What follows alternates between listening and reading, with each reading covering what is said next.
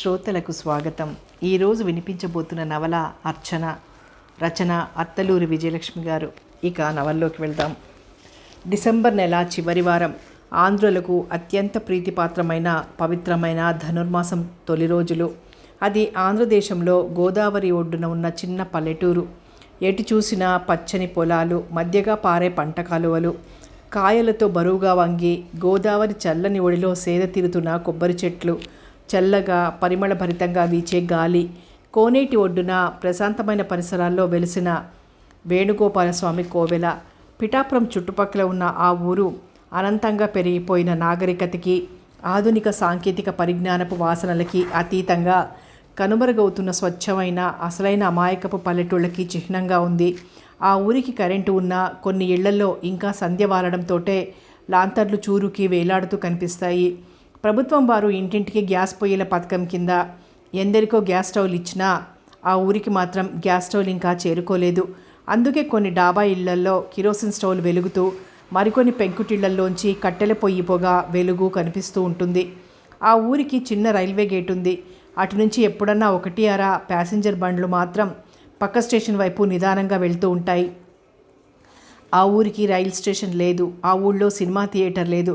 కానీ అప్పుడప్పుడు డేరా హాళ్లు వేసి పాత సినిమాలు ప్రదర్శిస్తుంటారు.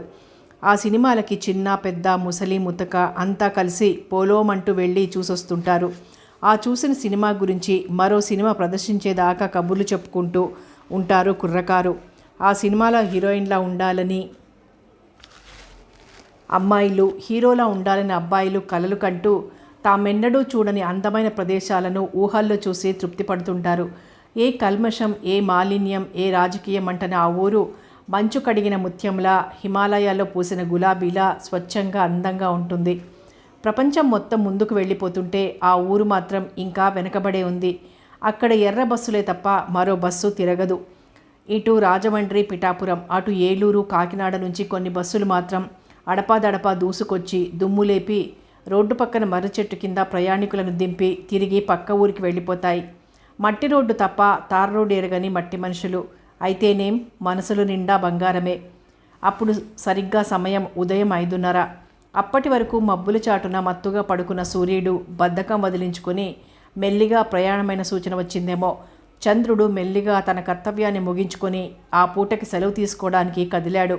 అప్పటిదాకా చలికి ముడుచుకొని పడుకున్న పక్షులు బద్ధకంగా లేచి ఆవులించాయి. అప్పుడే మొదటి బస్సు శబ్దం చేస్తూ వచ్చి ఆగింది. ఆగిన బస్సులోంచి భుజం మీద పసిపాపను వేసుకుని కుడి చేత్తో సూట్ కేసు పట్టుకుని ఓ యువతి దిగింది. బస్సు తిరిగి శబ్దం చేస్తూ కదిలింది. పక్కనే పొలాల్లోని పైర్లు తలలూపుతూ వయ్యారంగా కదులుతున్నాయి. వాటికి దూరంగా కనిపించని కొండలు మంచుతో కప్పబడి అస్పష్టంగా కనిపిస్తున్నాయి. మసక చీకట్లో చలి వణికిస్తోంది. ఆమె తన చేతిలో ఉన్న సూట్ కేసు కింద పెట్టి భుజం మీద ఉన్న పాప చలికి వణుకుతున్నట్లుగా గమనించి ఆ పాప మీద కప్పిన బట్ట ఇంకా కొంచెం పైకి జరిపింది. తిరిగి సూట్ కేసు చేతిలోకి తీసుకుని అర్ధచంద్రుడి వెలుగులో అస్పష్టంగా ఉన్న మట్టి రోడ్డు మీద నుంచి ముందుకు నడిచింది. ఆ రోడ్డంతా నిర్మానుష్యంగా ఉంది. రెండు పక్కల పొలాలు తప్ప ఏమీ కనిపించడం లేదు. గాలి చేస్తున్న శబ్దం ఆమె చేయబోయే పనిని ఊరంతటికీ టముకు వేస్తున్నట్టుగా అనిపించి ఆమె ఒక్క క్షణం వణికింది. దీనంగా మూగగా గాలిని అందిస్తున్న పొలాల వైపు చూసింది. శబ్దం చేయొద్దన్నట్టుగా చలికి కాళ్ళు కొంకర్లు పోతున్నాయి. అడుగులు బరువుగా పడుతున్నాయి. గుండె ఎప్పటికన్నా వేగంగా కొట్టుకుంటోంది. భగవంతుడా, నా పని పూర్తి అయ్యేదాకా ఈ ఊరికి తెల్లవారనీయకు. ఆ భగవంతుడిని దీనంగా వేడుకుంటూ కనిపించిన మలుపు తిరిగింది. అయిపోయింది. దగ్గర పడింది. అందరూ నిద్రలేచారు. చలికి బయటికి రాకపోయినా ఇళ్లల్లో పనులు చేసుకుంటున్నారు. కొంచెం దూరంగా కనిపిస్తున్న పెంకుటిళ్లల్లో సన్నని వెలుగు కనిపిస్తోంది. ఆమె నెమ్మదిగా ఎడంపక్కకు తిరిగి దేవాలయాల వైపు నడిచింది. చలికాలం కాబట్టి కానీ అదే ఎండాకాలం అయి ఉంటే ఈ పాటికి ఊరంతా బయటే ఉండేవాళ్ళు. చిరుచీకట్లోనే గృహిణులు వంటగదుల్లో కుంపట్లు రాజేయడానికి, కన్నెపిల్లలు వీధుల్లో పేడ కళ్ళాపి జల్లి అందమైన ముగ్గులు తీర్చిదిద్దడానికి, పురుషులు పొలాలకి బయలుదేరడానికి అనువైన సమయం, అలవాటైన సమయం. వాళ్ళెవరూ బయటికి రాకముందే తనని ఎవరూ చూడకుండా గుర్తుపట్టకుండా తానొచ్చిన పని పూర్తి చేసుకుని వెళ్ళిపోవాలి. దేవాలయం సమీపిస్తుండగా అర్చకులు మోగిస్తున్న చిరుగంటల శబ్దం ఉండి వినిపించసాగింది. భగవంతుడా, నా పని విజయవంతంగా పూర్తి కావాలి తండ్రి. మనసులో మనసారా వేడుకుందామే దేవుడిని. దేవాలయం సమీపించింది. అప్పుడే ఆ వైష్ణవాలయం అర్చకుడు కృష్ణస్వామి గారు కోవెలలో స్నానం ముగించి తడి తువ్వాలు చుట్టుకొని రాగి చెంపుతో నీళ్లు తీసుకుని దేవాలయం మెట్లెక్కుతున్నారు. ఆ యువతి ఆయనను చూడగానే అడుగులు వేయడం ఆపి వేప చెట్టు వెనక్కి నక్కి నిలబడింది. ఆ వేప చెట్టు దేవాలయం మెట్లకి అతి సమీపంలో ఎడంపక్క బాగా విశాలమైన కొమ్మలతో బలంగా పెరిగి ఉంది. చీకటిగా ఉంది కాబట్టి ఆమెని ఆయన గమనించలేదు. పైగా ఆయన మనసంతా దేవుడి పైన లగ్నమై ఉంది. ఆదిత్య హృదయం చదువుతున్నాడు. అందుకే పరిసరాల వైపు దృష్టి సారించలేకపోయాడు. ఆయన ద్వారం దాటి లోపలికి వెళ్ళగానే యువతి ఒక్కసారి తలెత్తి దూరంగా కనిపిస్తున్న డాబా ఇంటి వైపు దృష్టి సారించింది. ఆ ఇంట్లో లైట్లు వెలుగుతున్నాయి. ఆమె గుండెల్ని చీల్చుకుంటూ ఒక నిట్టూర్పు వెలువడింది. కళ్ళు చెమర్చాయి. చెట్టు చాటు నుంచి కదిలి నెమ్మదిగా ఆలయం మెట్లెక్కింది. సరిగ్గా 10 మెట్లు. 9వ మెట్టు ఎక్కబోతుండగా ఓ స్త్రీ దైవదర్శనం ముగించి బయటికి రాబోతూ ద్వారానికి అభిముఖంగా ఉన్న రావి చెట్టు దగ్గరికి వెళ్ళి ప్రదక్షిణలు చేయసాగింది. ఆ సమయం అవకాశంగా వాడుకోవడానికి చటుక్కున లోపలికి ప్రవేశించి ద్వారా చాటు చేసుకుని ఊపిరి తీసుకుంది. రావి చెట్టుకి ప్రదక్షిణలు ముగించిన స్త్రీ బయటికి వెళ్ళిపోయింది. ఆ యువతి ద్వారం చాటు నుంచి భుజం మీద నిద్రపోతున్న పాపని 2 చేతుల మధ్యకి తీసుకుని తదేకంగా పాప మొహంలోకి చూసింది. ఆమె కళ్ళు నీటితో నిండాయి. చేతులు వణికాయి. గుండె వేగంగా కొట్టుకోవడం ప్రారంభించింది. తడబడే అడుగులతో రావి చెట్టు గట్టు దగ్గరకు వచ్చి పాపకి నిండుగా గుడ్డ కప్పి ఆ గట్టు మీద పడుకోబెట్టింది. ఎగసి పడుతున్న దుఃఖం బయటికి రాకుండా ఎక్కువ ఆలస్యం చేయకుండా వడివడిగా బయటికి వచ్చి ఆలయం మెట్లు దిగింది. అదిరే గుండె చిక్కబట్టుకొని వేప చెట్టు దగ్గరికి వచ్చి కొంచెంసేపు ఆయాసం తీర్చుకోవడం కోసం అన్నట్టుగా ఓ క్షణం అక్కడే నిలబడింది. అప్పటికే మరోవైపు నుంచి 2 స్త్రీలు చేతిలో పూల సజ్జతో గుడివైపు వస్తున్నారు. వాళ్ళు పట్టు చీరలు కట్టుకున్నారు. ఆ చీరలు చాలా పాతకాలం నాటివి, మడి కోసం వాడేవి. తడి జుట్టు వేలుముడి వేసుకున్నారు. జుట్టు కొసల నుంచి నీళ్లు కారుతూ జాకెట్లు తడుస్తున్నాయి. ఆ చలిలో తడిసిన జాకెట్లు, నీళ్లు కారుతున్న జుట్టుతో ఆ స్త్రీలు ఆలయం లోపలికి వెళ్తుంటే ఆ యువతి కళ్ళ నుంచి ధారాపాతంగా కన్నీరు స్రవించసాగింది. కళ్ళు తుడుచుకొని పాపని మరోసారి చూడాలన్న గుండె ఆరాటాన్ని అరికడుతూ తలమించి చీరచెంగు కప్పుకొని కనిపించే గోడలు చెట్లు చాటు చేసుకుంటూ తిరిగి బస్టాండుకు చేరుకుంది. అప్పటికి సూర్యుడు తూర్పు కొండల నుంచి నింపాదిగా ప్రయాణం కట్టి ఆ ఊరి వైపు కదిలి వస్తున్నాడు. ఆయన వెనుక చిరువెచ్చదనం గాలిలో కలిసి వస్తోందేమో. వణుకు తగ్గినట్టు అనిపించింది ఆ యువతికి. ఆమె నుదుట చిరుచెమట పోసింది. కానీ తనని ఎవరన్నా చూస్తారేమో అనే కంగారు వలన కలిగిన చెమటే కానీ వాతావరణంలో మార్పు కాదని ఆమెకు అర్థమైంది. అప్పటికే చాలామంది పొలాల వైపు రావడం, కొందరు చెంబు తీసుకుని ఊరి బయటికి బయలుదేరడంతో తనని ఎవరైనా గుర్తుపడతారేమోనని ఆమె గజగజలాడుతూ బస్టాండ్లో ఓ మూల పైకప్పు కూలిపోయి సున్నం విరిగిపోయిన ఇటుకలతో నిండిన ఓ పాత ఇంటి గోడ వెనక నక్కి కూర్చుంది, మరో బస్సు కోసం ఎదురు చూస్తూ. అప్పుడే తాయారమ్మ పూజ ముగించుకొని నీళ్లు కారుతున్న పెద్ద జుట్టు వేలుముడి విప్పి జుట్టు చిక్కుల్లో దాగిన కుంకుడుకాయ తొక్కలు దులుపుతూ వీధి వాకిట్లోకి వచ్చింది. నీలవేణి 13 చుక్కల ముగ్గు వేయడం ముగించి పాత చాటలో గొబ్బెమ్మలు తీసుకొస్తోంది. పెరట్లోంచి తాయారమ్మ గారిని చూసి చిరునవ్వుతో అంది, పెద్దమ్మగారు పూజ అయిందా? ప్రసాదం పెడతారా? ఇవాళ అయ్యగారి ప్రసాదం పులిహోర, అమ్మగారి ప్రసాదం చక్కెర పొంగలా అంది ముగ్గు మధ్యలో పసుపు కుంకుమలు బంతిపూలతో అలంకరించిన గొబ్బెమ్మలు పెడుతూ. తెల్లవారిని ఏవటే ప్రసాదానికి నవ్వుతూ వేళ్లతో జుట్టు చిక్కులు విడదీయసాగింది తాయారమ్మ. నీలవేణి గొబ్బెమ్మలు తీర్చిదిద్దడం ముగించి బంతిపూల రెక్కలు చల్లుతూ, ఈ ధనుర్మాసం అంతా ప్రసాదంతోటేగా పెద్దమ్మగారు గడిచేది అంది. ఆవిడ నీలవేణి వైపు నడిచి కొన్ని రెక్కలు చేతిలోకి తీసుకుని తను గొబ్బెమ్మలపైన చల్లింది. ఆడపిల్లలు లేక కొంతకాలం అసలు గొబ్బెమ్మలు పెట్టలేదే నీలవేణి. కోడలొచ్చాక పెడుతుందనుకుంటే ఆ కోడలు పట్నం పిల్ల అయిపోయింది. 7 ఏడాది అవుతోంది కొడుకు కోడలు ఇక్కడికి వచ్చి. ఎన్నిసార్లు రమ్మని ఉత్తరాలు రాసినా సెలవు దొరకడం లేదమ్మా అంటూ రావడమే లేదు. ఏమిటో ఉన్న ఒక్క కొడుకు కోడలు దూరంగా ఉంటుంటే మనసుకేం శాంతిగా లేదే. ఈ వయసులో మాకు తోడుగా ఉండమనే కాబోలు ఆ విష్ణుమూర్తి దయతలిచి నిన్ను పంపించాడు. మళ్ళీ మా లోగిలి కళకళలాడుతోంది అన్నదావిడ. నీలవేణి చాట అరుగు మీద పెట్టి పక్కన ఉన్న సిమెంట్ తొట్టిలోంచి నీళ్లు తీసుకుని చేయి కడుక్కుంది. నడుం చుట్టూ దోపిన ఓణి తీసుకుని చెంగుతో చేయి తుడుచుకుంటూ వచ్చి తాయారమ్మ చేతిలోంచి ఆవిడ జుట్టు అందుకుని వెనక్కి వేసి మృదువుగా చిక్కులు తీస్తూ అంది, కులం గోత్రం లేని ఈ అనాథని సొంత బిడ్డలా ఆదరించే తల్లి ఎవరుంటారు పెద్దమ్మ? మీరు ఆదరించారు కాబట్టి ఊరంతా ఆదరిస్తోంది. లేకపోతే నాకు గోదారి తల్లేగా గతి. అంత మాటనికే నీలవేణి, ఎక్కడి నుంచి వచ్చావో ఊరికి ఆడబడుచు అయ్యావు. అంతా నీ మంచితనం తల్లి. నీలో మంచితనం అణకువ లేకపోయి ఉంటే నిన్ను ఎవరాదరించేవాళ్లే ఈ పల్లెటూళ్ళలో. అయినా మన ఊళ్ళో ఏమున్నా లేకపోయినా మానవత్వం మాత్రం పుష్కలంగా ఉంది. అందుకే మన గోదావరి నీళ్లు తీయగా ఉంటాయి, మన ఊరి గాలి స్వచ్ఛంగా ఉంటుంది. దాదాపు 7 నెలల క్రితం గోదావరి ఒడ్డుకి కొట్టుకొచ్చింది నీలవేణి. ఉదయాన్నే స్నానానికి వెళ్ళిన కృష్ణస్వామి గారి పాదాల దగ్గర స్పృహలేని స్థితిలో వచ్చి పడింది. వయసులో ఉన్న ఆడపిల్లని ఆ స్థితిలో చూసిన కృష్ణస్వామి గారు అప్పటికప్పుడు ఊరందరినీ పిలిపించి ఆ పిల్ల తాగిన నీళ్లు కక్కించి ప్రథమ చికిత్స చేసి తన ఇంట్లో ఆశ్రయం ఇచ్చారు. తనకి ఎవరూ లేరని, వరదల్లో ఇల్లు, తల్లి, తండ్రి, తమ్ముడు, చెల్లెలు కొట్టుకుపోయారని చెప్పింది నీలవేణి.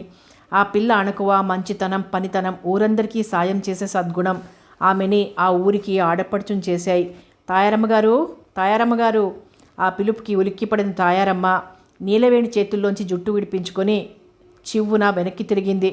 నుదుట కుంకుమ బొట్లతో, జుట్టు నుంచి కారిన నీళ్లతో, తడిసిన జాకెట్లతో, నలిగిన పట్టు చీరలతో మొహం నిండా గాబరాగా నిండి ఉండగా పరిగెత్తుకుని వస్తున్నారు వెంకటలక్ష్మి ఆండాళ్ళు చేతిలో పొత్తిళ్లలో ఉన్న పసిపాప, వెంకటలక్ష్మి చేతుల్లో అరటిదొప్పల్లో చక్కెర పొంగలి. నీలవేణి వెళ్ళి ఆండాళ్ళు చేతిలో ఉన్న పాపని అందుకుందు. ఎవరి బంగారు తల్లి చిన్నమ్మగారు అంది పాప మొహం చూసి మురిసిపోతూ. ఆండాళ్ళు కంగారు అణుచుకోవడానికి అన్నట్లుగా అరుగు మీద కూలబడి, ఎవరో గుళ్ళో రావి చెట్టు కింద ఈ పాపను వదిలేసి వెళ్లారు. మేము గుళ్ళో కడుగు పెడుతూనే కనిపించింది. తాయారమ్మ భయంగా చూసింది. ఈ పాపను వదిలిపెట్టి వెళ్లారా? ఎవరు? తెలీదు. తెలిస్తే దాని తాట వలిచేవాళ్లంగా అంది వెంకటలక్ష్మి. మన ఊళ్ళో ఇట్లాంటి పనిచేసేవాళ్ళు ఎవరున్నారు? మన ఊరి వాళ్ళు కాదు. పొద్దున్నే వచ్చిన ఫస్ట్ బస్లోంచి ఎవరో అమ్మాయి దిగిందని, ఆ అమ్మాయి చేతిలో పాపుందని మన సూరయ్య చెప్పాడు. అలాగా? ఏడీవాడు? వస్తున్నాడు. వెనకాల పూజారి గారు ఆ అమ్మాయి ఎక్కడుందో వెతకమని పంపించారు.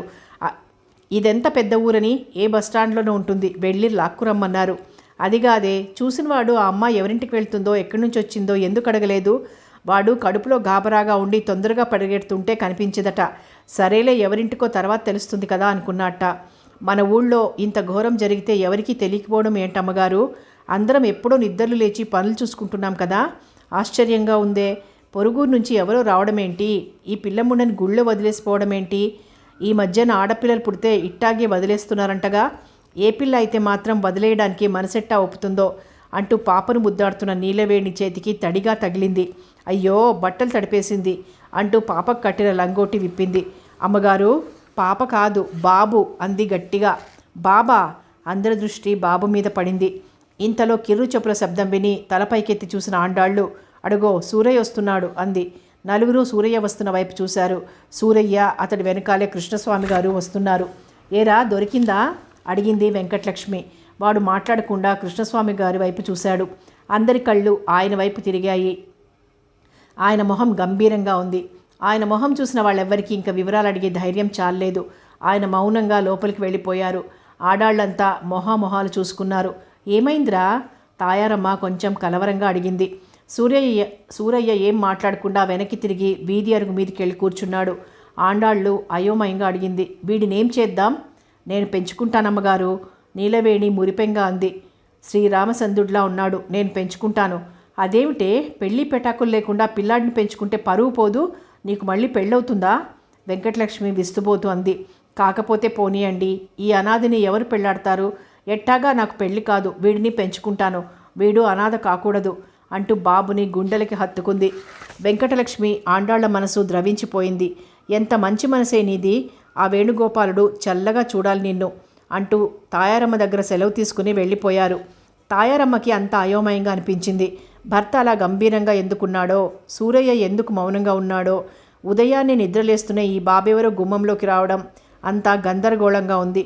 నీలవేణి బాబుని తీసుకుని పెరటి వైపు వెళ్ళిపోయింది. తాయారమ్మ నెమ్మదిగా లోపలికి వెళ్ళింది.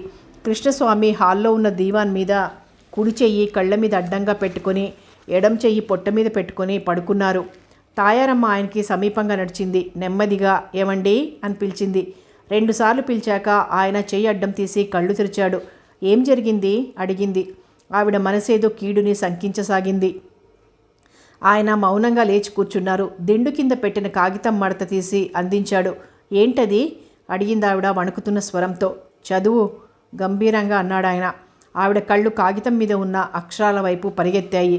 పూజ్యులైన కృష్ణస్వామి గారికి, పరమ పవిత్రమైన సంప్రదాయబద్ధమైన మీ ఇంటి కోడలిగా, బుద్ధిమంతుడైన మీ కుమారుడు వేణు భార్యగా ఎంతో గౌరవంగా బతకాల్సిన దాన్ని నా జీవితం గాడి తప్పింది. నాకు ఈ బతుకు మీద మమకారం లేదు, అసలు బతకాలని లేదు. కానీ నా కడుపులో ఊపిరి పోసుకున్న బాబు నా బాధ్యతని గుర్తు చేశాడు. అందుకే ఈ 9 నెలలు ఒంటరిగా జీవితంతో పోరాడి మీ మనవడిని వేణు కొడుకుని భూమి మీద పడేయడానికి ఎంతో కష్టపడ్డాను. విధాత నా నుదుట రాసిన రాత వీడి నుదుట నేను రాయడం నాకిష్టం లేదు. అందుకే వీడిని మీకు వదిలి వెళ్ళిపోతున్నాను.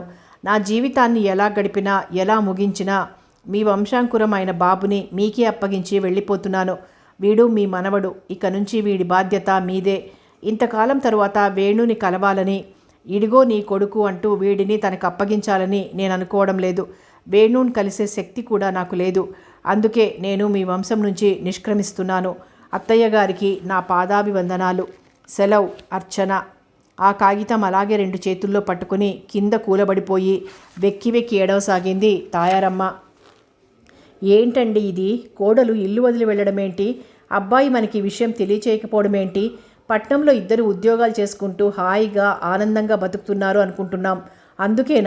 అందుకేనా వాడు ప్రతి ఉత్తరంలో సెలవు దొరకడం లేదమ్మా, రావడానికి కుదరదు, క్షమించు అంటూ రాస్తున్నాడు. భగవంతుడా, ఏంటి? ఏం చేశావు? కోడలు ఎందుకు ఇలా చేసింది? ఏం జరిగింది వాళ్ళ మధ్య? కనీసం మాకు మాట మాత్రం చెప్పకుండా పెళ్లి చేసుకుని తీసుకొచ్చిన లక్ష్మీదేవి లాంటి పిల్ల ఇంటి కోడలైందని మురిసిపోయి ఆదరించామే. అందుకేనా మాకు ఈ శిక్ష? ఆవిడ వెక్కిళ్ళ మధ్య తన ఆవేదన వెళ్ళబోసుకుంటుంటే మౌనంగా వింటున్న కృష్ణస్వామి కొంతసేపటికి స్వరం విప్పాడు. తాయారు. ఆయన స్వరం గంభీరంగా పలికింది. నెమ్మదించు, కర్తవ్యం ఆలోచించు. తరతరాలుగా ఈ ఊళ్ళో మనం కాపాడుకుంటూ వస్తున్న పరువు ప్రతిష్టలు ఈ పసివాడి రాకతో మంట కలిసిపోకుండా, అలాగని ఈ పసివాడికి మన వలన అన్యాయం జరగకుండా ఏం చెయ్యాలో ఎలా చెయ్యాలో ఆలోచించు. నేను ఈరోజే హైదరాబాద్ వెడతాను, అబ్బాయిని కలుస్తాను.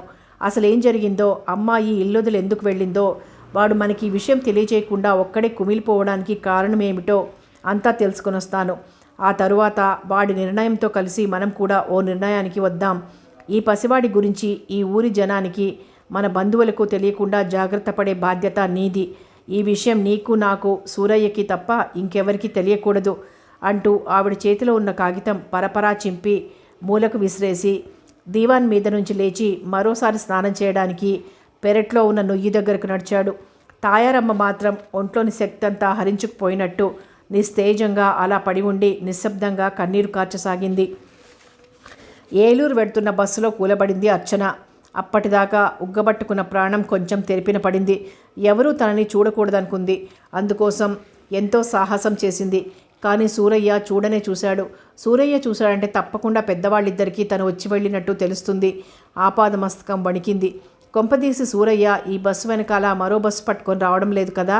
అమ్మాయి గారు అంటూ సూరయ్య పిలిచిన పిలుపు చెవుల్లో ప్రతిధ్వనిస్తోంది. భయంతో వణికిపోతోంది. సూరయ్య చూశాడు. కేవలం అత్తగారికి మావగారికి మాత్రమే తెలియాలి అనుకున్న రహస్యం ఊళ్ళో అందరికీ తెలిసిపోతుంది. ఎలా? ఇప్పుడెలా? ఆ ఊళ్ళో వాళ్ళిద్దరూ ఎలా తలెత్తుకు తిరగగలరు? వైష్ణవాలయం పూజారి కృష్ణస్వామి గారంటే ఊరి వారందరికీ ఎంతో గౌరవం, మరెంతో అభిమానం. పవిత్రతకు పరమనిష్టకు మారుపేరైన కృష్ణస్వామి గారు ఇవాళ తన వలన ఎంతటి అవమానాన్ని ఎదుర్కోవాలో కదా. కృష్ణస్వామి గారి కోడలు పిల్లవాడని కని ఊళ్ళో వదిలేసిపోయింది అని ఈ పాటికి ఊరంతా గుప్పుమని ఉంటుంది. చచ్చిపోయిందనుకున్న కోడలు తిరిగి రావడమేంటి? పిల్లవాడిని వదిలేయడమేమిటి? ఇంతకాలం ఎక్కడ తిరిగిందో? ఆ దిక్కుమాలిన పిల్లాడిని ఎవరికి కన్నదో? అర్చన నిలువెల్లా వణికిపోయింది. తప్పకుండా జనమంతా తనని అసహించుకుంటారు. మావగారిని అత్తగారిని ప్రశ్నల బాణాలతో గుచ్చి చంపుతారు. వాళ్ళని చూసి నవ్వుతారు. అబ్బా ఎంత గొప్ప కోడలు అని హేళన చేస్తారు. ఉన్నతమైన కుటుంబానికి కోడలైన తాను వాళ్ళకి ఎలాంటి స్థితి తెచ్చిపెట్టింది? ఇదేనా వాళ్ళు తనకు చేసిన ఉపకారానికి, తన పట్ల చూపిన ఔదార్యానికి తను చేసే ప్రత్యుపకారం? ఇదేనా చూపవలసిన కృతజ్ఞత? అర్చనకి దుఃఖం ఎగదన్నుకొస్తోంది. మనసంతా వేదనతో నిండిపోయింది. తను పొరపాటు చేసిందా? ఖచ్చితంగా ఇది పొరపాటే. కానీ చెయ్యక తప్పలేదు. పాపం పెద్దవాళ్ళు. కొడుకు తమను సంప్రదించకుండా, తమతో ఒక్క మాట కూడా చెప్పకుండా పెళ్లి చేసుకుని నేరుగా వాళ్ళ ఆశీర్వాదం కోసం తీసుకెళ్లినా ఏమాత్రం కోపం తెచ్చుకోకుండా తనని ఎంతో ఆదరించారు. బాగా చదువుకుని ఉన్నత స్థానానికి ఎదుగుతాడని ఆశలు పెట్టుకున్న కొడుకు చదువు అర్ధాంతరంగా ఆపేసి హఠాత్తుగా పెళ్లి చేసుకుని వస్తే ఆవేశపడి అల్లరి చేయకుండా ఎంతో సంస్కారంతో తనని ఇంటి కోడలుగా స్వీకరించారు. నిష్కల్మషమైన ప్రేమ ఆప్యాయతని అందించారు. అలాంటి అత్తగారిని మామగారిని వంచింది. వాళ్ళ స్వచ్ఛమైన ప్రేమని కాలదన్ని అర్చనకి తన మీద తనకే కోపం వచ్చింది. ఎందుకెళ్ళావు అర్చన? ఏం సాధించావు? అంతరాత్మ నిలబెట్టి ప్రశ్నించినట్టు అనిపించింది. అర్చన కళ్ళ నుంచి కన్నీళ్లు చెంపల మీదికి జారాయి. నెమ్మదిగా చీరచెంగుతో కళ్ళు తుడుచుకుంది. పల్చగా పరుచుకుంటున్న వెలుగురేఖల మధ్య చల్లని ప్రభాత వేళ మంచి పనులు చేయమంటారు పెద్దలు. తనేం చేసింది? దారుణం చేసింది. ఇంకా కళ్ళు కూడా తెరవని పసివాడిని, తన పేగు తెంచుకు పుట్టిన అమాయకుడిని అనాథలా వదిలేసొచ్చింది. మావయ్య గారు బాబుని స్వీకరించారా? అక్కుని చేర్చుకుని ఆదరిస్తారా? నిజంగా వాళ్ళ అబ్బాయి రక్తమేనని, వాళ్ళ వంశాంకురమే అని నమ్ముతారా?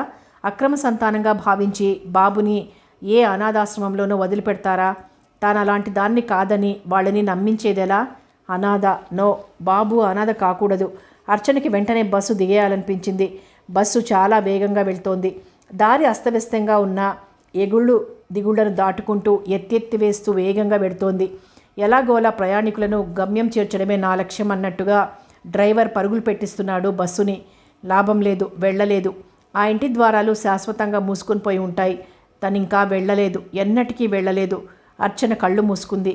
ఆ మూసుకున్న కళ్ళ వెనక నుంచి అస్పష్టంగా ఏవో ఆకారాలు, ఏవో సంఘటనలు, ఎన్నో జ్ఞాపకాలు తరుముతున్న కొద్దీ వెంటపడుతున్నట్లుగా తనని వెంటాడి వేధించే జ్ఞాపకాలు. సికింద్రాబాద్ స్టేషన్లో గోదావరి ఎక్స్ప్రెస్ ఆగింది. చేతి సంచి తీసుకుని కృష్ణస్వామి రైలు దిగాడు. విపరీతమైన రద్దీతో కోలాహలంగా ఉన్న ప్లాట్ఫామ్ చూడగానే మొదటిసారిగా నగరానికి వచ్చిన ఆయనకి గాబరా వేసింది. ఎటు వెళ్లాలో అర్థం కాలేదు. వేణుకి టెలిగ్రామ్ ఇచ్చి బయలుదేరడానికి సమయం లేదు. కూర్చున్నవాడు కూర్చున్నట్లుగా ఓ పంచె లాల్చీ తీసుకుని బయలుదేరాడాయన. లాల్చీ జేబులో వేణు ఉంటున్న ఇంటి అడ్రస్, పనిచేస్తున్న బ్యాంక్ అడ్రస్ కాగితం ఉంది. ఆ కాగితం చేతుల్లోకి తీసుకున్నాడు. టికెట్ కూడా అలా గుప్పిట్లో పట్టుకుని తనతో పాటు రైలు దిగిన కొందరు ప్రయాణికులు నడుస్తున్న వైపుకి నడిచాడు.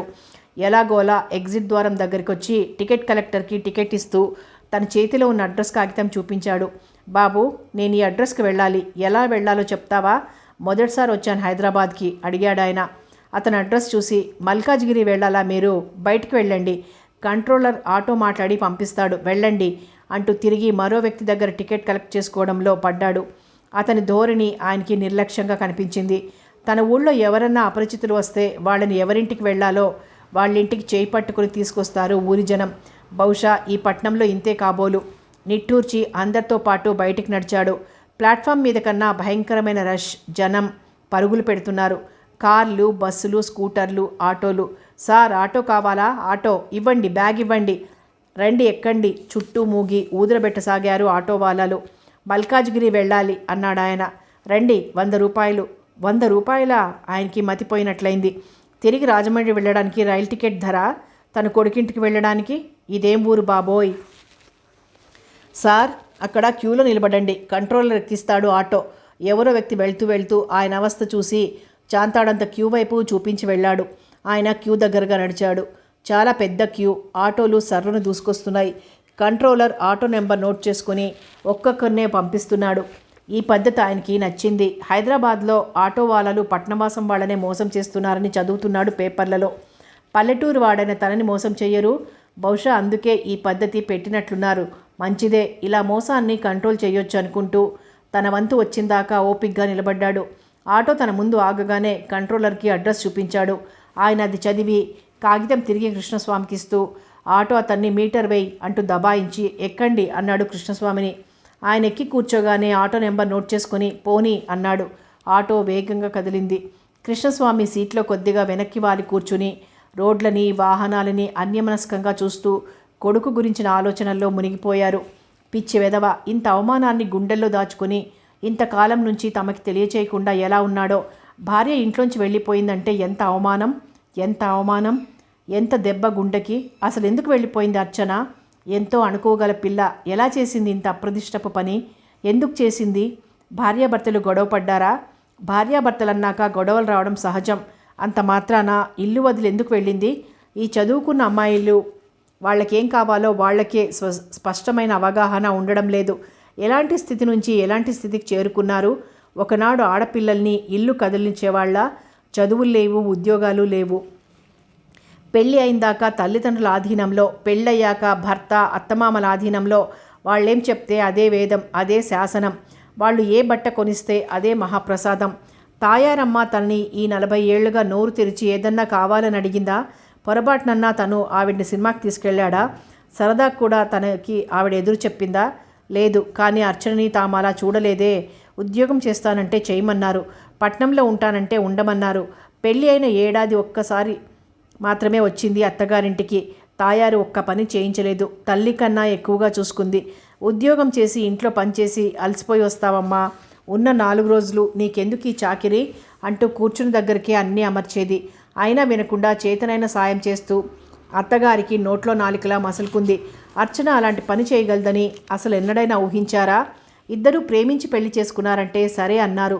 అనుకోని పరిస్థితుల్లో మీకు చెప్పలేకపోయాం నాన్నగారు అంటే వయసు వేడిలో తొందరపడ్డారు కాబోలని సర్ది చెప్పుకున్నారు. కానీ భగవంతుడా, ఏం చేయబోతున్నావు నా కొడుకు భవిష్యత్తుని? అర్చన ఇల్లు విడిచిపోయిందన్న విషయం మాట మాత్రం చెప్పకుండా ఎంత గోప్యంగా ఉంచాడు వేణు. ఎందుకు రహస్యంగా ఉంచాల్సి వచ్చింది? ఆమె అలా వెళ్ళిపోవడానికి కారణం వేణా? అర్చనే క్షణికావేశంలో వెళ్ళిపోయిందా? క్షణికావేశం అయితే ఈ పాటికి ఎప్పుడో వాళ్ళిద్దరూ తిరిగి కలుసుకోవాల్సింది. కానీ కలుసుకోలేదు. పైగా ఇప్పుడు ఓ పిల్లవాడి తల్లిగా వచ్చి ఆ పసివాడిని తన లోగిట్లో వదిలి వెళ్ళిపోయింది. ఎక్కడికి వెళ్ళింది? ఆలోచనలతో మెదడు పగిలిపోతున్నట్లుగా ఉంది కృష్ణస్వామికి. ఎంత పిలిచినా పలకలేదయ్యగారు. ఏలూరెళ్లే బస్ ఎక్కినారు. 6 ముమ్మాటికి మన కోడలు గారే అన్నాడు సూరయ్య. అదే ఇంకే ఆడపిల్లను అయి ఉంటే సూరయ్యని ఏలూరుకి వెంటనే పంపించేవాడు తను. కానీ పసివాడిని నిర్దయగా వదిలి వెళ్ళింది తన కోడలని తెలిసాక మెదడు మొద్దుబారిపోయింది. సర్వశక్తులు హరించుకుపోయినట్లుగా అయింది. సార్, మల్కాజ్గిరి ఇదే, ఎక్కడికి వెళ్ళాలి? ఆటో వాళ్ళ ప్రశ్నతో ఆయన ఈ లోకంలోకి వచ్చాడు. చేతిలో అడ్రస్ కాగితం చూశాడు. అనుటెక్స్ బట్టల దుకాణం ఎక్కడ బాబు అడిగాడు. ఇంకా ముందుంది సార్ అంటూ ఆటో ముందుకు పోనిచ్చాడు. సరిగ్గా 2 నిమిషాల్లో అనుటెక్స్ దగ్గర ఆగింది. ఇంకా కొంచెం ముందుకు వెళ్ళి బ్యాంక్ ఎదురుగా సందులో. మరో 2 నిమిషాల్లో ఆటో సందులోకి తిరిగింది. ఇంటి నెంబర్ చూస్తున్న ఆయన ఆపు ఆపు ఇక్కడే అంటూ అరిచాడు. ఆటో మీటర్ చూసి డబ్బులిచ్చి బ్యాగ్ చేతిలోకి తీసుకుని గేట్ తోసి లోపలికి నడిచాడు. వేణు ఇంకా లేవలేదు కాబోలు. తలుపు తీయలేదు. వాకిట్లో మొక్కలు ఎండిపోయి ఉన్నాయి. వాకిలి ఊడ్చి ముగ్గేసి చాలా కాలమైనట్టుగా అంతా ఎండిన ఆకులతో, మట్టితో, చెత్తా చెదారంతో నిండి ఉంది. ఆయన తలుపు దగ్గరికి నడిచి ఎడం చేయి పక్కగా ఉన్న కాలింగ్ బెల్ నొక్కాడు. 3-4 సార్లు నొక్కాక కానీ లోపల నుంచి ఎవరు అన్న స్వరం వినిపించలేదు. అది వేణు స్వరమే. బరువుగా ఉంది. ఇంకా నిద్రమత్తు వదల్లేదు. వేణు, తలుపు తీయి మృదువుగా బదులు పలికాడాయన. కొన్ని క్షణాల తరువాత తలుపు తెరుచుకుంది. ఎదురుగా తండ్రిని చూసిన వేణు కళ్ళల్లో ఆశ్చర్యం, నిద్రమత్తు పూర్తిగా వదిలిపోయింది. అప్రతిభుడై చూస్తూ, నాన్నా, మీరిప్పుడు తడబడ్డాడు. లోపలికి రానివ్వవా అడిగాడాయన. వేణు చటుక్కున ఆయన చేతిలో సంచెందుకుని రండి అంటూ లోపలికి నడిచాడు. అతని వెనకాలే లోపలికి నడిచిన ఆయన అస్తవ్యస్తంగా ఉన్న డ్రాయింగ్ రూమ్, దుమ్ము కొట్టుకుపోయి ఉన్న టీవీని చూసి వేణు వైపు చూశాడు. గడ్డం పెంచాడు. బాగా చిక్కిపోయాడు. కళ్ళ కింద చర్మం ఉబ్బినట్టుగా ఉంది. పచ్చటి పిల్లాడు. రంగు మారాడు. తెలివితేటలు ప్రస్ఫులిస్తున్నట్లుండే కళ్ళల్లో విచారం, విషాదం పెనవేసుకుని ఉన్నాయి. ఆయన చూపులు తట్టుకోలేని వాడ్లా చూపు తిప్పుకొని, రండి నాన్న, అదిగో బాత్రూమ్, మొహం కడుక్కోండి, వేడినీళ్ళు పెడతాను, స్నానం చేద్దురు గాని అంటూ చేతిలో సంచి అక్కడే ఉన్న అల్మార్లో పెట్టాడు. అతడి నోటి నుంచి చాలా వికారమైన వాసన కృష్ణస్వామికి కడుపులో తిప్పినట్టయింది. తెల్లవారకుండానే గోదారమ్మ ఒడిలో స్నానమాచరించి ఆ విష్ణుమూర్తికి అగరబత్తులు ధూపం వేసి కర్పూర హారతులిచ్చి చామంతులు, గులాబులు, మల్లెలు, విరజాజులు, సంపెంగలతో పూజిస్తూ ఆ పరిమళాల మధ్య కాలం గడిపే ఆయన వేణు నోట్లోంచి వచ్చిన వాసనకి తట్టుకోలేకపోయాడు. కోడలేది అడిగాడు తడబడిన స్వరం అదుపులోకి తెచ్చుకుంటూ. వేణు చివ్వును చూశాడు. తిరిగి తల తిప్పుకొని, లేదు, బయటికి వెళ్ళింది అన్నాడు. ఎక్కడికి వెళ్ళింది? ఎప్పుడొస్తుంది? వస్తుంది నాన్న, మీరు స్నానం చేయండి, నేను ఇప్పుడే వెళ్ళి పాలు తీసుకొస్తాను అంటూ లోపలికి వెళ్ళి తలదువ్వుకొని పైజామా మీద లాల్చి వేసుకుని స్లిప్పర్లు తొడుక్కొని బయటికి నడిచాడు. వేణు బయటికి వెళ్ళగానే కృష్ణస్వామి ఇల్లంతా పరికించి చూశాడు. ఒక డ్రాయింగ్ రూమ్, ఒక బెడ్రూమ్, చిన్న వంటగది, దానికి ఎక్స్టెన్షన్లా అమర్చబడిన డైనింగ్ హాల్, బెడ్రూమ్కి అటాచ్డ్ టాయిలెట్, చిన్న వసారా, చుట్టూ ప్రహారీ, బయట మరో టాయిలెట్. ఇల్లు చిన్నది. భార్యాభర్త, 2 పిల్లలు ఉన్నవాళ్ళు హాయిగా ఆనందంగా ఉండొచ్చు. ముద్దుగా ఉంది. కానీ ఆడదిక్కులేని ఇల్లులాగే అసహ్యంగా ఉంది. వేణు బెడ్రూమ్లో సిగరెట్ పీకలు, ఖాళీ బ్రాందీ సీసాలు, సగం తిని వదిలేసిన అన్నం కంచం, చిప్స్ ప్యాకెట్. ఆయన బాత్రూంలోకి నడిచి కాలకృత్యాలు తీర్చుకుని స్నానం చేశాడు.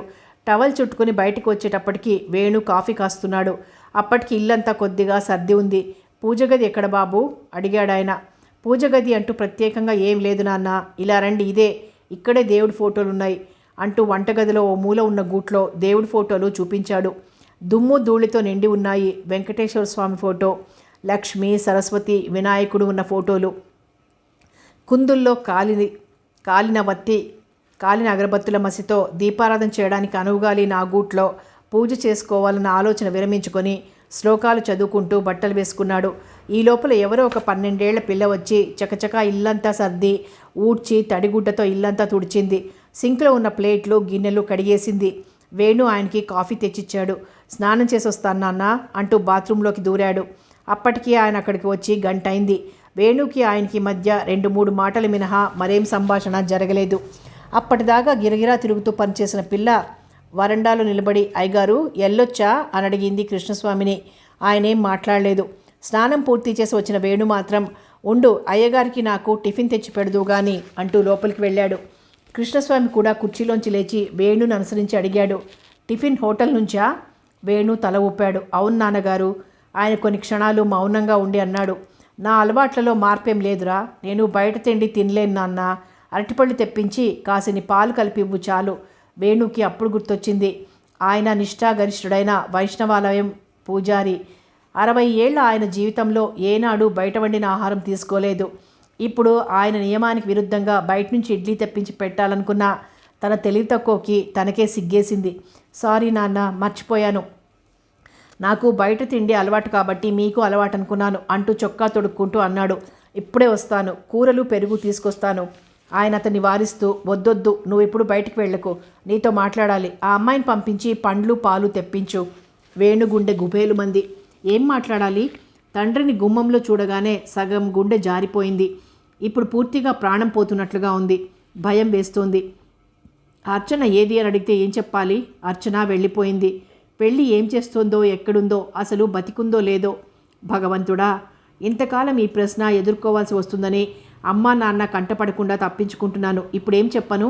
ఈయన అడిగే ప్రశ్న ధాటి నుంచి నన్ను రక్షించు తండ్రి. వేణు గుబగుబలాడుతున్న గుండెని చిక్కబట్టుకుని తనంతా అదుపు చేసుకుంటూ వరండాలోకి వెళ్ళి పనిపిల్ల చేతికి 20 రూపాయలు ఇచ్చాడు. వెళ్ళి అరటిపళ్ళు కొనుక్కురా. ఎన్నండి అడిగింది. డజన్ తీసుకురా. వేణు వంటగదిలోకి వెళ్ళి పాలు వెచ్చబెట్టి గ్లాసులో పోశాడు.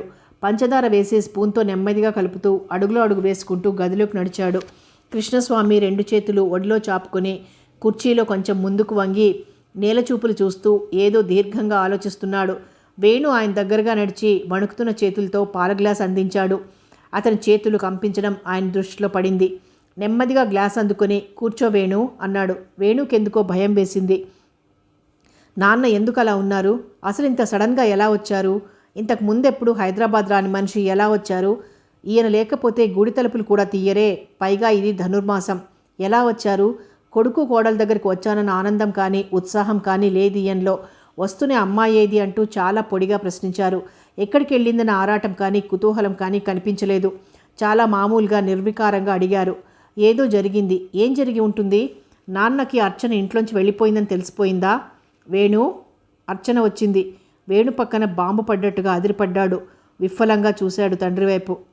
అర్చన వచ్చిందా? ఎక్కడికి? ఎప్పుడు? ఆయన తలెత్తి సూటిగా కొడుకు వైపు చూస్తూ అమ్ముల పొదిలో దాచిన బాణాలు ఒక్కొక్కటి సంధిస్తున్న వాడిలా అన్నాడు. అర్చన మన ఊరికొచ్చింది నిన్న తెల్లవారుజామున. బాబుని తీసుకొచ్చి గుడిమెట్ల మీద వదిలిపెట్టి తిరిగి వెంటనే వెళ్ళిపోయింది. మాకెవ్వరికీ కనిపించకుండా వెళ్ళిపోయింది. వేణు తెల్లబోయి చూస్తూ వింటున్నాడు. బాబుని? ఎవరి బాబుని? అయోమయంగా అడిగాడు. నీ కొడుకుని. నో, గట్టిగా అరిచాడు. నో, నా కొడుకా? అలా జరగడానికి వీల్లేదు. అసలు ఆ అవకాశమే లేదు. ఈసారి ఆయన తెల్లబోయి చూశాడు. అంటే ఏంట్రా నువ్వనేది? వాడు నీ కొడుకు కాదా? కాదు నాన్న, ఎంత మాత్రం కాదు. నా కొడుకు అసలు కాదు. ఆ అవకాశం లేదు. అదేంటి? అర్చన నీ భార్య కావచ్చు, కానీ మా మధ్య ఆ సంబంధమే లేదు. ఆ అన్యోన్యత, ఆ ప్రేమ ఏవీ లేవు. అర్చన నాతో బలవంతంగా బతికింది. అది కొంతకాలం. నిజం నాన్న, కేవలం 9 నెలలు అంతే. నా నుంచి పారిపోయింది.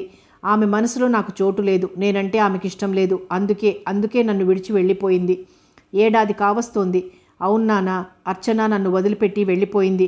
వేణు 2 చేతుల్లో మొహం దాచుకుని మోకాళ్ల మీద వంగాడు. ఎక్కడికి వెళ్ళింది? నాకు తెలియదు నాన్న, నాకేం తెలియదు, నన్నేం అడక్కండి. వేణు స్వరంలోని వేదన ఆయన గుండెల్ని పిండేసినట్టుగా అనిపించింది. ఆప్యాయంగా కొడుకు తల మీద చెయ్యి వేసి జుట్టు సవరిస్తూ అన్నాడాయన. ఏం జరిగిందిరా? మీ ఇద్దరి మధ్య ఏదైనా గొడవ జరిగిందా? సంసారం అన్నాక గొడవలు మామూలు నాన్న. దానికోసం వేణు చివ్వున తలెత్తి చూశాడు. అతని కళ్ళు ఎర్రగా ఉన్నాయి. నాన్న, మీకు తెలియదు, అర్చన నాకు లోకం కోసమే భార్య. అవును, కేవలం లోకం దృష్టిలో మాత్రమే నా భార్య నాన్న. మా ఇద్దరి మధ్య ఏం సంబంధం లేదు. తనెక్కడికి వెళ్ళిందో ఎందుకు వెళ్ళిందో నాకేం తెలియదు. అయోమయంగా చూశాడాయన. ఏమైంది? వేణుకి ఏమైంది? అర్చన ఎందుకు వెళ్ళింది? ప్రేమించి పెళ్లి చేసుకున్నారే, ఎందుకు వాళ్ళ మధ్య గొడవైంది? అది ఇంత తీవ్ర రూపం దాల్చిందాకా పెద్దవాళ్ళైన తనకి తన భార్యకి ఎందుకు చెప్పలేదు? ఆయనకి ఆలోచిస్తుంటే శరీరం తీవ్రంగా కంపించసాగింది. కొడుకు కాపురం 3 నాళ్ళ ముచ్చటైందా? ఒకగానొక కొడుకు, కలెక్టర్ కావాలని పట్నం పంపించి చదివించారు. ఎంతో బాగా చదువుతూ తమ ఆశలు తీరుస్తాడు అనుకున్న కొడుకు డిగ్రీ పూర్తి కాగానే బ్యాంకు పరీక్షలు రాయడం, బ్యాంకులో ఉద్యోగం సంపాదించుకుని అర్చనని భారీగా స్వీకరించి ఆశీర్వాదం కోసం వచ్చిన రోజు నిర్ఘాంతపోయారే గాని కొడుకుని ఏమీ అనలేకపోయారు. పోనీలే, ఎలాగోలా వాడికి నచ్చిన పద్ధతిలో ఎలా బతికినా సుఖంగా ఉంటే చాలనుకున్నారు. కానీ ఇదేంటి ఇలా జరిగిందెందుకు? ఆయన అయోమయంగా వేణు వైపు చూశాడు. వేణు 2 చేతుల్లో తల పట్టుకుని నేల చూపులు చూస్తూ కూర్చున్నాడు. అతని కళ్ళు నిప్పు కణికల్లా ఉన్నాయి. రగులుతున్న అగ్నిలా ఉన్నాడు. ఆయనకి భయం వేసింది. అసలే భార్యా వియోగంతో ఉన్న కొడుకుకి ఇప్పుడు అసనిపాతం లాంటి వార్త తీసుకొచ్చాడు తను. ఆయన పితృహృదయం ద్రవించింది. వేణు మృదువుగా పిలిచాడు. వేణు దీనంగా చూశాడు. నిజం నాన్న, నాకు అర్చన ఎందుకు వదిలి వెళ్ళిందో తెలియదు. నేను తనని ఏమీ బాధ పెట్టలేదు నాన్న. ఇంకా తనని ఎప్పుడూ సంతోషపెట్టడానికే ప్రయత్నించా. తనంటే నాకు చాలా ఇష్టం నాన్న.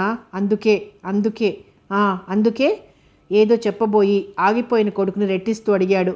అబ్బే ఏం లేదు నాన్న, నాకు తెలియదు తను ఎందుకు వెళ్ళిపోయిందో. ఎందుకు తెలియదు? తెలుసుకోవాల్సిన బాధ్యత నీది కాదు.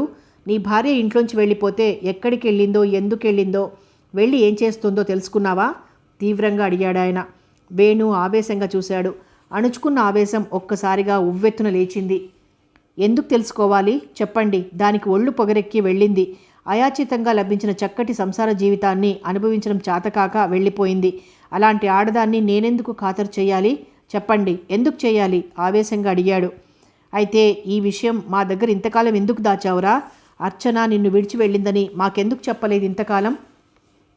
ఈ విషయం ఒక్కటే కాదు నాన్న, మీ దగ్గర మరో విషయం దాచాను. అందుకే నా కన్న తల్లిదండ్రులను మోసగించినందుకే నేను ఇవాళ ఇలా అనుభవిస్తున్నాను. నన్ను క్షమించండి. బావురుమంటూ ఆయన ఒళ్ళో వాలిపోయాడు వేణు. ఆయన మనసు ఆర్ద్రమైంది. అతని పట్ల వాత్సల్యంతో, అభిమానంతో గుండె కరిగిపోయింది. అప్రయత్నంగా అతని వీపు మీద చేయి వేసి నిమురుతూ, ఎందుకు నాన్న ఇంత గరళాన్ని గొంతులు అదిమిపెట్టి అమ్మని నాన్నని మోసం చేస్తూ బతుకుతున్నావు? మేం చచ్చామనుకున్నావా? అంత మాట అనకండి నాన్న, ప్లీజ్ జరిగిందేమిటో, ఏ పరిస్థితుల్లో నేను అర్చనని పెళ్లి చేసుకోవాల్సి వచ్చిందో చెప్తాను. మీరు అనుకున్నట్లు నేను అర్చనని గాఢంగా ప్రేమించిన మాట నిజం. తను కావాలని తప్పించిపోయింది నిజం. కానీ అర్చనకి నేనంటే ఇష్టం లేదు. అయితే మా పెళ్ళి ఎలా జరిగిందని మీకు అనుమానం రావచ్చు. చెప్తాను. వేణు కొన్ని క్షణాలు మౌనంగా ఉండిపోయాడు. జరిగిన సంఘటనలు మరోసారి మనోపలకం మీదకి తెచ్చుకొని వాటిని తండ్రికి కన్విన్స్ చేసేలా చెప్పడం కోసం రిహార్సల్స్ వేసుకుంటున్న వాడిలా ఉండిపోయాడు. పనిపిల్ల అరటిపళ్ళు తెచ్చిచ్చింది. పండు తినండి నాన్న, పండు అందించాడు. ఆయన వేణు చేతిలోంచి ఆ పళ్ళు తీసుకుని వంటగదిలోకి నడిచి సింక్లో పంపు తిప్పి పళ్ళను కడిగాడు. కడిగిన పళ్ళల్లోంచి 4 పళ్ళు ఒక ప్లేట్లో పెట్టుకుని తిరిగి వేణు దగ్గరకు వచ్చాడు. ఒక అరటిపండు తీసుకుని కొద్దిగా తొక్కవలిచి ముందు పండు వేణు నోటికి అందించాడు. వేణు కళ్ళల్లో మరోసారి నీళ్లు తిరిగాయి. ఎంత ప్రేమ అమ్మా నాన్నలకి! తనంటే ఒక్కడే కొడుకని ఎంత గారాబంగా పెంచారు. తను కలెక్టర్ కావాలని కలలు కన్నారు. అడిగినంత డబ్బిచ్చి విశాఖపట్నంలో చదివించారు. డిగ్రీ కాగానే సివిల్ సర్వీసెస్కి రాయి నాన్న, మంచి ర్యాంకు తెచ్చుకుని కలెక్టర్వై మన ఊరికి, నేను పుట్టి పెరిగిన ఈ ఊరికి నువ్వు కలెక్టర్గా రావాలరా అంటుండేవాడు నాన్న. అమ్మ సెలవులకి వెళ్ళినప్పుడల్లా సున్నుండలు, వెన్నుండలు అంటూ బలం పెంచే పిండి వంటలు చేసి పెడుతూ కొసరి కమ్మటి వంటలు వడ్డిస్తూ, బాగా చదువుకో నాన్న, పట్నంలో మగపిల్లలు గాలికి తిరుగుతారని అంటున్నారు. మన ఊళ్ళో వాళ్ళ ఆలోచన తప్పని నిరూపించాలి అంటూ హితవు చెప్తుంటే అమ్మ ఎంత వాత్సల్యం, ఎంత కరుణ, ఎంత ప్రేమ! చీమకు కూడా హాని చేయని అమాయకులు అమ్మ నాన్న. ఆ రోజు అర్చనని మెడలో మంగళసూత్రంతో ఇంటికి తీసుకెళ్లే రోజు తనెంతగా భయపడ్డాడు. కానీ ఏం జరిగింది? ఆ దంపతులు ముందు నిర్ఘాంతపోయినా, గంటసేపు తనతో మాట్లాడకపోయినా, కొద్దిసేపట్లోనే కోడల్ని ఆప్యాయంగా లోపలికి ఆహ్వానించి మా కోడలు అంటూ ఊరందరికీ పరిచయం చేసుకున్నారు. ఒక్కగానొక్క కొడుకు పెళ్ళి అంటూ మరోసారి ఊళ్ళో వాళ్ళ కోసం పెళ్ళంతా ఆర్భాటం చేసి సత్యనారాయణ వ్రతం చేయించారు. అర్చన మెడ వంగిపోయేని నగలతో అలంకరించింది అమ్మ. ఆ నగలు అమ్మకి వాళ్ళ పుట్టింటి వాళ్ళు ఇచ్చినవి. అయినా ఇవి నీకే తల్లి అంటూ అర్చనకి ఇచ్చింది. మహాలక్ష్మిలా నట్టింటి అడుగు పెట్టావు, కంటనీరు పెట్టొద్దమ్మా అంటూ అర్చన తడి కళ్ళను తన చెంగుతో అద్ది అక్కును చేర్చుకుంది అమ్మ. అలాంటి వాళ్ళని తను వంచాడు. తనే కాదు, అర్చన కూడా. అర్చన చేసిన వంచన, మోసం భయంకరమైనది. అటు వాళ్ళని ఇటు తనని ఘోరంగా దారుణంగా మోసం చేసింది. వేణు రక్తం సలసలా మరిగినట్లయింది. పైగా పిల్లవాడిని తీసుకొచ్చి తన వాళ్ళ దగ్గర దింపిందట. వాడు నా కొడుకా? చీచీ, కాపురమే చేయనప్పుడు కొడుకెలా పుడతాడు? ఎవరై ఉంటాడు ఆ పిల్లాడు? అర్చన పెళ్లి చేసుకుందా? లేదు, అలా జరగదు. పెళ్లి చేసుకునే ఉద్దేశమే ఉంటే తనని వదిలి ఎందుకు వెళ్తుంది?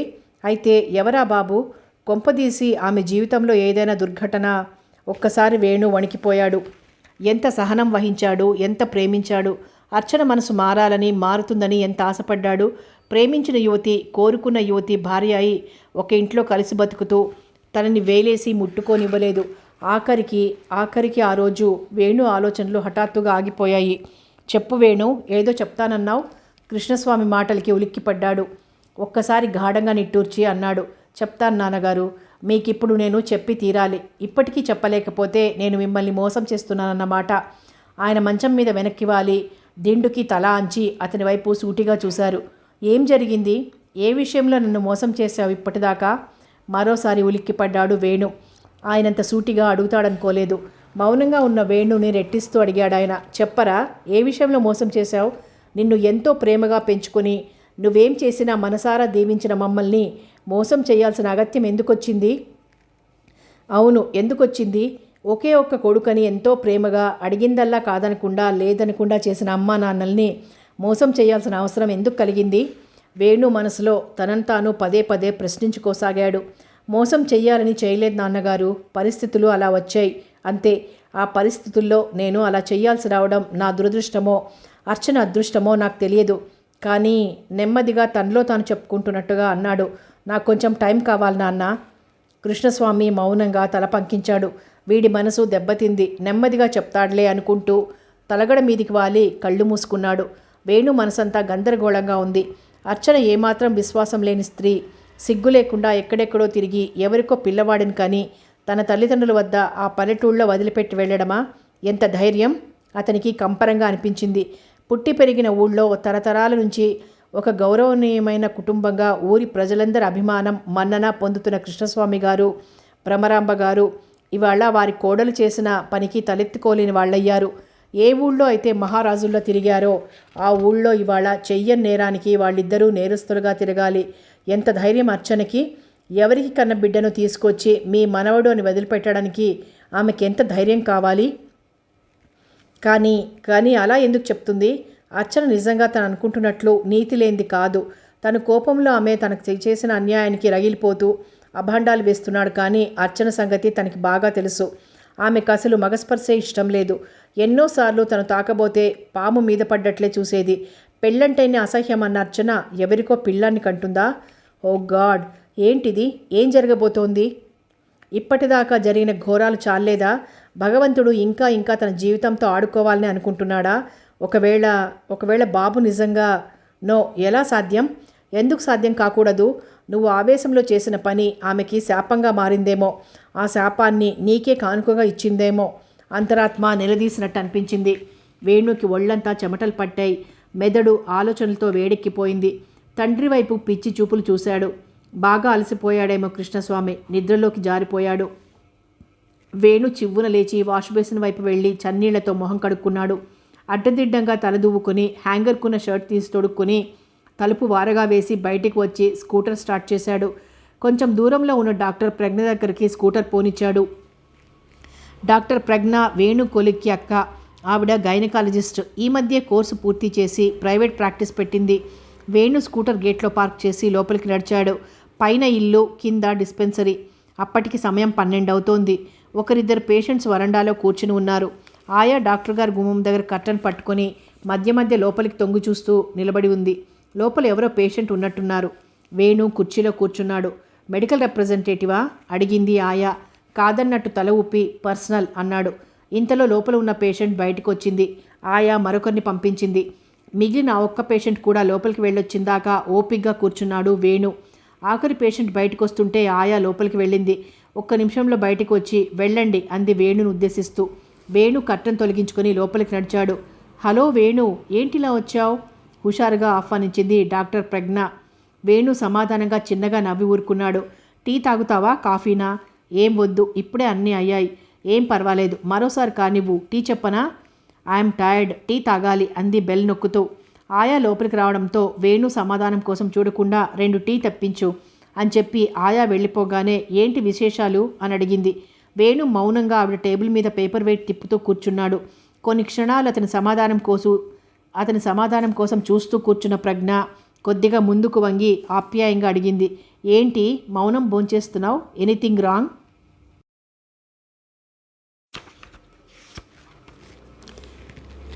వేణు సన్నగా నిట్టూర్చి తలెత్తి ఆవిడ వైపు చూస్తూ ఒక్కసారితో గర్భం వచ్చే అవకాశం ఉందా అడిగాడు. ఆవిడ కళ్ళల్లో ఆశ్చర్యం, వెంటనే పెదవుల మీద చిన్న చిరునవ్వు వెలిశాయి.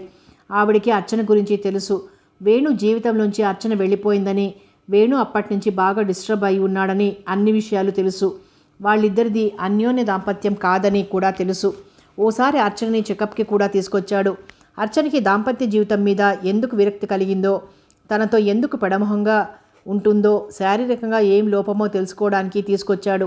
అర్చనకి శారీరకంగా ఏం లోపం లేదని, మానసికంగానే అని ఆవిడికి తెలిసినా కూడా ఆవిడ వేణుతో ఆ విషయం చెప్పలేదు.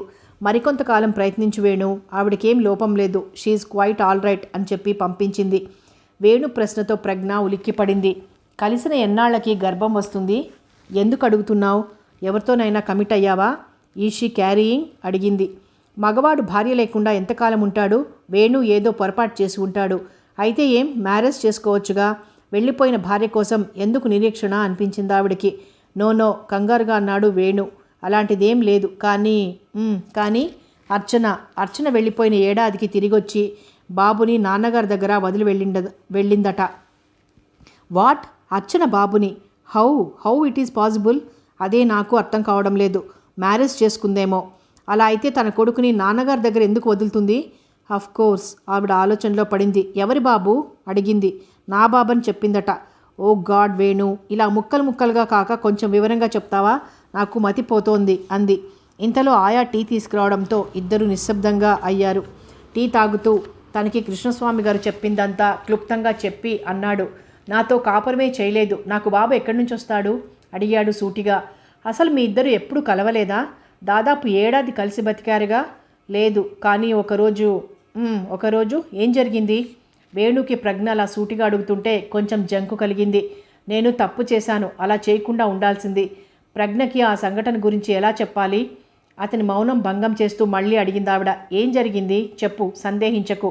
ప్రజ్ఞ అతడి వైపు సూటిగా చూస్తూ కూర్చుంది. అతని కళ్ళ ముందు ఆనాటి సంఘటన కదిలింది. ఆ రోజు చక్రవర్తి కొడుకు బారసాల. చక్రవర్తి వెళ్ళి 3వ నెల బాబుని మాధవిని పుట్టింటి నుంచి తీసుకొచ్చాడు. వారం రోజుల తర్వాత బ్యాంక్లో వేణుని కలిశాడు. వేణు, రేపు బాబు బారసాల, పేరు పెడుతున్నాం. అర్చనని తీసుకుని రేపు ఉదయం ఇంటికొచ్చేయి. ఆదివారమేగా. అలాగే అర్చనని పేరేదైనా సెలెక్ట్ చేయమని చెప్పు. మంచి క్రియేటివ్ నేమ్ అన్నాడు చక్రవర్తి వేణుతో. మధ్యాహ్నం లంచ్ టైంలో ఒకళ్ళకి హైదరాబాద్లో, మరొకరికి వరంగల్లో పోస్టింగ్ రావడంతో కొంచెం బాధపడ్డారు. కానీ చక్రవర్తి తండ్రి బాగా పలుకుబడి ఉన్న వ్యక్తి కావడంతో చక్రవర్తికి కూడా వరంగల్ నుంచి హైదరాబాద్కి 6 నెలల్లో బదిలీ చేయించగలిగాడు. అలా వారిద్దరూ ఒకే బ్యాంక్లో, ఒకే బ్రాంచీలో కలిసి పనిచేసే అవకాశం ఏర్పడింది. విద్యార్థులుగానే వాళ్ళిద్దరూ మంచి స్నేహితులు. పైగా ఒకే రూమ్లో ఉండేవాళ్ళు. ఇప్పుడు ఒకే ఆఫీస్. వాళ్ళ మధ్య ఎటువంటి అరమరికలు, రహస్యాలు లేని స్నేహం ఉంది. అర్చన వస్తే తప్పకుండా తీసుకొస్తాను అన్నాడు కొంచెం ముభావంగా. ఎందుకు రాదు అడిగాడు చక్రవర్తి. అర్చన, మధు మంచి స్నేహితులు కూడా కదా. వేణు మౌనంగా ఉండిపోయాడు. ఏంటి వేణు, మాట్లాడవేం మృదువుగా అడిగాడు చక్రవర్తి. ఏం మాట్లాడను? ఏదో ఒకటి. డల్గా ఉన్నావేంటి? వేణు భుజం మీద చేయి వేసి ఆప్యాయంగా అడిగాడు చక్రవర్తి. వేణు నిట్టూర్చాడు. అర్చన ఉద్యోగం మానేసింది. ఉద్యోగం మానేసిందా? విస్మయంగా అడిగాడు చక్రవర్తి. అవును, 10 రోజుల నుంచి ఆఫీస్కి వెళ్ళడం లేదు. ఒంట్లో బాగోలేదేమో, లీవ్ పెట్టిందేమో అనుకున్నాను. అనుకోవడం ఏంటి? నువ్వు అడగలేదా ఏమైందని? ఆశ్చర్యంగా చూశాడు. వేణు నిట్టూర్చాడు.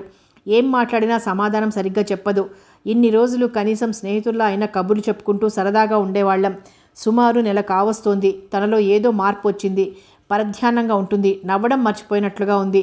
మాధవి కూడా సమయానికి డెలివరీకి వెళ్ళడంతో అర్చన మనసులో ఏముందో తెలుసుకోవడం ఎలాగో నాకు అర్థం కావడం లేదు. అదేంటి వేణు, నాకెందుకు చెప్పలేదు? మనం రోజు కలుస్తూనే ఉన్నాం కదా. వేణు మాట్లాడలేదు. ఏం చెప్పాలి? ఎంత ఆత్మీయుడైనా నా భార్య నాతో సరిగ్గా ఉండడం లేదని అస్తమానం చెప్పుకోవడం తనకే అవమానం. చక్రవర్తి పెళ్ళైన 5-6 నెలలకే అర్చనని తను వివాహం చేసుకున్నాడు. చక్రవర్తి తండ్రి అయ్యాడు. కానీ అర్చన తనని ఒక స్నేహితుడిగా తప్ప భర్తగా అంగీకరించడం లేదు. ప్రతి రాత్రి అర్చన కౌగిలి కోసం తను తప్పిస్తూనే ఉన్నాడు. 10 కాగానే గుడ్ నైట్ అంటూ తన గదిలోకి వెళ్ళిపోయి తలుపేసుకుంటుంది. అప్పటిదాకా ఎన్నో కబుర్లు చెప్తుంది. టిఫిను వంట చేసి పెడుతుంది. భార్యగానో స్నేహితురాలిగానో ఉదయం లేచిన దగ్గర నుంచి తనకి ఏ టైంకి ఏం కావాలో అన్నీ అమరుస్తూ కులాసాగా బండి వెనకాల కూర్చుని కలిసి ఆఫీస్కి వెళ్తూ సినిమాలు షికార్లు తిరుగుతూ రాత్రి కాగానే తన నుండి దూరంగా పారిపోయే అర్చన గురించి ఎవరికి చెప్పుకోవాలి? ఏమని చెప్పుకోవాలి? ఎంతో ప్రేమించి తప్పించి లాలించి బుజ్జగించి అనునయించి పెళ్లి చేసుకున్నాడు. తన మీద తల్లిదండ్రులు పెట్టుకున్న ఆశలు కూడా నిరాశ చేసి అర్చన జీవితం నాశనం కాకూడదని ఆమెని అర్ధాంగిగా చేసుకున్నాడు. తనకి బ్యాంకు ఉద్యోగం రావడం ఆమె అదృష్టం కాదా? లేకపోతే ఇంత స్వల్ప వ్యవధిలో జీవితం ఇలా సెటిల్ అయ్యేదా? అర్చన ఎందుకు అర్థం చేసుకోవడం లేదు? ఆమె మనసులో ఏముంది? ఏం చేయాలనుకుంటోంది? వేణు, ఏం జరిగింది? ఏం ఆలోచిస్తున్నావు? మృదువుగా అడిగాడు చక్రవర్తి. ఆలోచనల నుంచి తేరుకుంటూ, తెలియదు, అర్చన మనసులో ఏదో సంఘర్షణ జరుగుతోంది. నాకెందుకో అనుమానంగా కూడా ఉంది. ఏదో జరగకపోతే తనకి సెక్స్ అంటే భయం ఎందుకు? అన్నాడు కొంచెం ఆవేశంగా. ఏంటి? ఏమంటున్నావు నువ్వు? నీకు అర్చనకి ఇంకా సయోధ్య కుదరలేదా? నేనింకా ఈ పాటికి మీరిద్దరూ చక్కగా కాపురం చేసుకుంటున్నారు అనుకుంటున్నాను. అదేంటి వేణు, ఎందుకు ఊరుకున్నావు?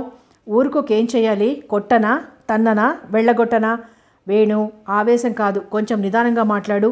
మంచో చెడో, తొందరపాటో గ్రహపాటో ఆమెని పెళ్లి చేసుకున్నావు, ప్రేమించావు, కావాలనుకున్నావు. అందరిలా కాకుండా అనుకోని పరిస్థితుల్లో జరిగిన పెళ్లి కాబట్టి మీరు అడ్జస్ట్ అవడానికి కొంచెం టైం పట్టొచ్చు.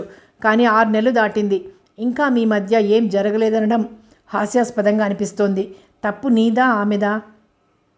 వేణు మొహం జేవురించింది. తప్పు నాదే. ఎస్ చక్రవర్తి, ఎంత ప్రేమించినా చెడ్డ పేరు తెచ్చుకున్న అమ్మాయిని ఆదర్శంగా పెళ్లి చేసుకున్నాను చూడు, అదే నేను చేసిన బ్లండర్. కమాన్, కూల్ డౌన్ వేణు. ఏదో జరిగింది, నీకు తెలిసే చేసుకున్నావు కదా. అయితే నేనేమందుకు రిపెంట్ అయ్యి ఆవిడని ఆదరించడం లేదా, ప్రేమించడం లేదా? నేనేమన్నా ఆ విషయాల గురించి ఆవిడతో గొడవ పడ్డానా? ఏం చేశాను? పెళ్లి చేసుకున్నాను. ఆనందంగా ఉండాలని కోరుకోవడం తప్ప ఆవిడ నాతో కోఆపరేట్ చేయకపోతే నేనేం చేయను? పైగా ఉద్యోగం కూడా మానేసి కూర్చుంది. ఏం జరిగింది అంటే చెప్పదు. పిచ్చెక్కిపోతుంది నాకు. నేను వెధవలా కనిపిస్తున్నాను ఆవిడికి. చెప్పు, మాధవికి చెప్పి ఆమెకి ఏదైనా దయ్యం పట్టిందేమో కనుక్కో. వేణు, నువ్వెంత త్యాగం చేశావో, ఆమె కోసం ఎంత సాహసం చేశావో ఆమెకు తెలియదా? ఇంతగా ప్రేమించిన నీకన్నా వేరే ఎవరన్నా తనకింత సెక్యూర్డ్ లైఫ్ ఇవ్వగలరా? ఎనీవే, ఉద్రేక పడుకు. ఇంట్లో హడావిడి అయిపోని. మాధవికి చెప్తాను అర్చనతో మాట్లాడమని, సరేనా? ఏమో, నాకు నమ్మకం కుదరడం లేదు. ఆమె మనసులో ఎవరైనా ఉన్నారేమో అనిపిస్తుంది. నా ప్రేమ 1 వే ట్రాఫిక్ కదా, విరక్తిగా అన్నాడు వేణు. ఆమెకి వేరే ఎవరిని ప్రేమించే అర్హత లేదు వేణు, అసలు లేదు. నీ పట్ల ఆమె ఎంత కృతజ్ఞతగా ఉండాలి. అలాంటి స్థితిలో నువ్వు తప్ప ఎవరు చేసుకుంటారు ఆమెని?